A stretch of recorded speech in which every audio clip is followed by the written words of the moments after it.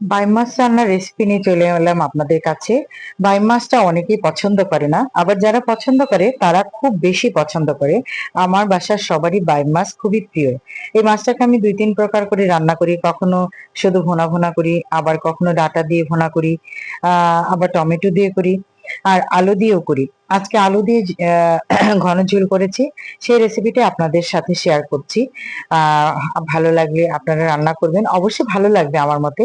আলুগুলোকে লম্বা লম্বা করে কেটে তেলে নুন হলুদ দিয়ে সামান্য ১ চিমটে নুন হলুদ দিয়ে ভেজে নিয়েছি, বেশ ভালোভাবেই ভেজে নিয়েছি। আলুটা এভাবে ভেজে যে কোনো মাছের সাথে যদি রান্না করেন তাহলে স্বাদটা অনেক বেশি দ্বিগুণ হয়ে যাবে। অবশ্যই একবার এভাবে রান্না করে খেয়ে দেখবেন। তারপরে কড়াইতে তেল দিয়ে যথারীতি পেঁয়াজ, কাঁচামরিচ, সামান্য ১ চিমটি জিরে গুঁড়ো, অল্প হলুদ গুঁড়ো, ধনে গুঁড়ো, মরিচ গুঁড়ো আর স্বাদ মতো লবণ দিয়ে তেলে পেঁয়াজটাকে মশলার সাথে বেশ ভালোভাবে কষিয়ে নিয়েছি। তেল, পেঁয়াজের মশলা ভালো করে কষানো হয়ে গেলে অল্প একটু পানি দিয়ে আবার মশলাটাকে সময় নিয়ে কষাবো। কারণ মশলাটা ভালো করে যদি না কষাই তাহলে মাছটা কষানোর সময় একটা কাঁচা কাঁচা গন্ধ থাকবে। মশলাটাকে ভালো মতো কষানো হয়ে গেলে যখন দেখবো যে তেলের উপরে মশলাটা ভেসে উঠেছে, তখন ধুয়ে রাখা মাছগুলোকে মশলার মধ্যে দিয়ে দেব।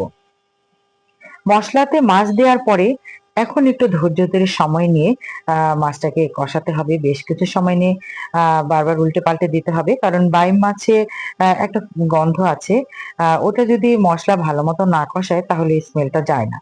তাই মশলার সাথে মাছকে ধৈর্য ধরে বেশ অনেক সময় নিয়ে কষাতে হবে।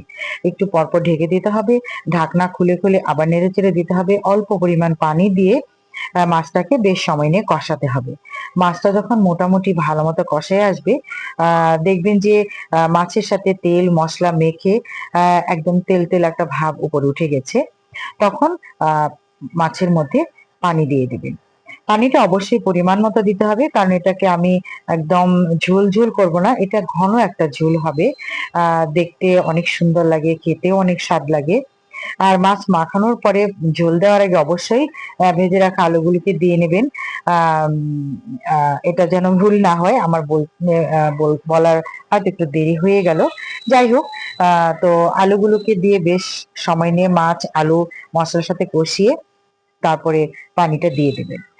আর যখন দেখবেন যে ঝোলটা মাখা মাখা হয়ে এসেছে, তখন বুঝতে হবে যে আমার রান্নাটা শেষ হয়ে এসেছে। মাঝখানে অবশ্যই লবণটা একটু টেস্ট করে নেবেন, কারণ তরকারিতে লবণ বেশি হলেও যেমন মজা স্বাদ সব নষ্ট হয়ে যাবে, কম হলেও কিন্তু বাড়তি লবণ নিয়ে পাতে খেতে হবে, সেটা খুব একটা মুখরোচক কিছু হবে না। আর বাইম মাছ রান্না করার সময় অবশ্যই এই জিনিসটা মাথায় রাখবেন যে মাছটাকে যত বেশি করে কষানো যাবে মশলার সাথে, তত বেশি মাছটা সুস্বাদু হবে। আর মাছটা ভালো মতো কুক হতে হবে, কারণ এই মাছটার একটা ফ্লেভার আছে, সেটা ভালো মতো রান্না না হলে স্বাদটা নষ্ট হয়ে যায়। ভালো লাগলে আমার চ্যানেলটি সাবস্ক্রাইব করবেন আর রান্না করে দেখবেন অবশ্যই।